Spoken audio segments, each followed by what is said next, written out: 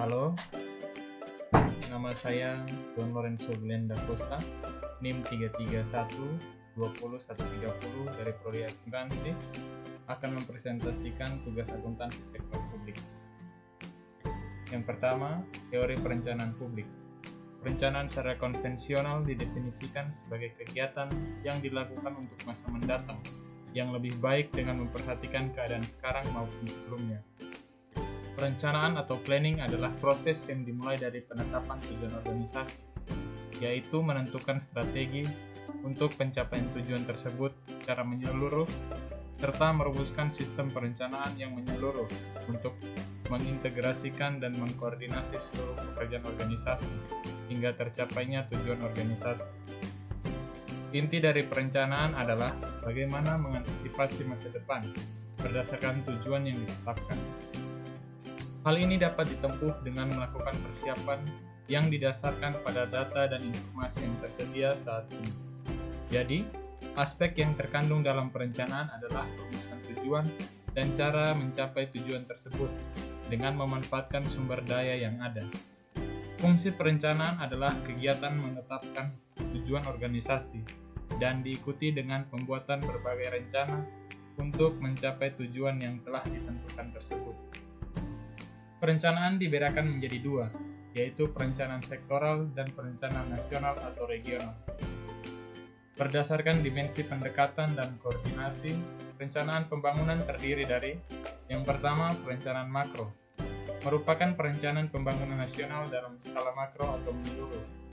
Yang kedua, perencanaan sektoral, merupakan perencanaan yang dilakukan dengan pendekatan sektor, yaitu kumpulan dari kegiatan atau program yang mempunyai persamaan karakteristik serta tujuan. Yang ketiga, perencanaan regional. Perencanaan dengan dimensi pendekatan regional menitikberatkan pada aspek lokasi di mana kegiatan dilakukan. Yang keempat, perencanaan mikro. Perencanaan mikro adalah perencanaan skala terinci dalam perencanaan tahunan, yaitu penjabaran rencana makro, sektoral maupun regional ke dalam susunan proyek dan kegiatan dengan berbagai dokumen perencanaan serta penganggarannya. Slide berikutnya adalah sistem perencanaan publik. Ada dua jenis rencana. Yang pertama, rencana strategi, yaitu disusun untuk mencapai tujuan umum organisasi, yaitu pelaksanaan misi organisasi. Yang kedua, rencana operasional, yang merupakan rincian tentang bagaimana rencana strategi dilaksanakan.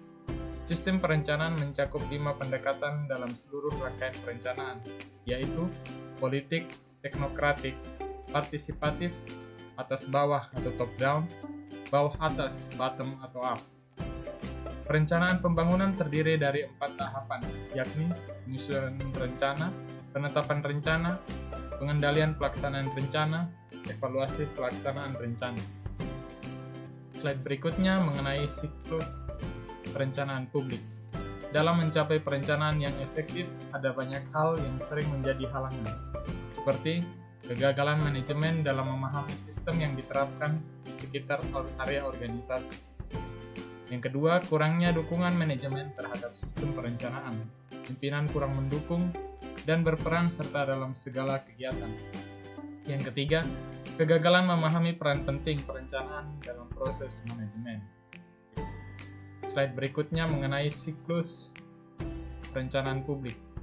Evaluasi hasil pelaksanaan tahun lalu dan penetapan prosedur perencanaan. Organisasi pendukung perencanaan. Penetapan asumsi perencanaan. Kriteria evaluasi hasil perencanaan atau SPM. Penyusunan indikator program. Penyusunan kertas kerja perencanaan strategi dan program. Partisipasi masyarakat dalam perencanaan atau musrenbang. Penentuan usulan perencanaan strategi, penentuan draft skala prioritas dan plafon anggaran, penentuan usulan rencana program kerja, penyelesaian draft dokumen perencanaan, pembahasan draft dokumen perencanaan, penetapan dokumen perencanaan. Slide berikutnya mengenai teknik perencanaan publik. Pertama, perencanaan komprehensif atau comprehensive plans. Perencanaan komprehensif dalam lingkup geografis biasanya berupa wilayah organisasi secara keseluruhan. Skala waktunya biasanya jangka panjang, dan unsurnya tertuju pada demografi, pembangunan ekonomi, transportasi, penggunaan lahan, fasilitas masyarakat, kegunaan publik, karakteristik atau keterbatasan lingkupan, dan peluang rekreasi. Yang kedua, perencanaan sistem atau system plan. Perencanaan sistem mengukur kebijakan dan program untuk jaringan kerja khusus dari fasilitas masyarakat, seperti sistem pembuangan limbah. Yang ketiga, perencanaan di tingkat daerah atau district plan, area perencanaan. Perencanaan daerah biasanya sesuai dengan subjek dalam perencanaan komprehensif, dalam bentuk yang lebih detail dan lingkup geografis yang terbatas. Perencanaan berfokus pada salah satu bagian dari daerah yang bersangkutan. Yang keempat, perencanaan subsistem atau subsystem plan. Perencanaan subsistem adalah perencanaan yang secara teknis lebih detail untuk subsistem dari fasilitas komunitas secara luas. Yang kelima, perencanaan tempat atau site plans. Perencanaan tempat adalah perencanaan untuk menentukan tempat atau komponen khusus dari fasilitas komunitas secara luas, seperti perawatan tumbuhan atau perpustakaan. Survei.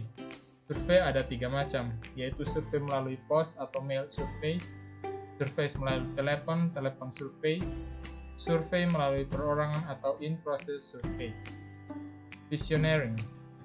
Visioneering adalah teknik partisipasi publik yang digunakan untuk membangun cita-cita dan tujuan organisasi yang sering didasari pada tema dalam literatur visioneering. Yang kedua, brainstorming. Teknik brainstorming klasik dapat digunakan untuk memformulasikan maksud dan tujuan, mengidentifikasi isu, mengembangkan strategi, memilih alternatif, dan menyelesaikan konflik. Sekian dari presentasi saya untuk tugas ini. Terima kasih.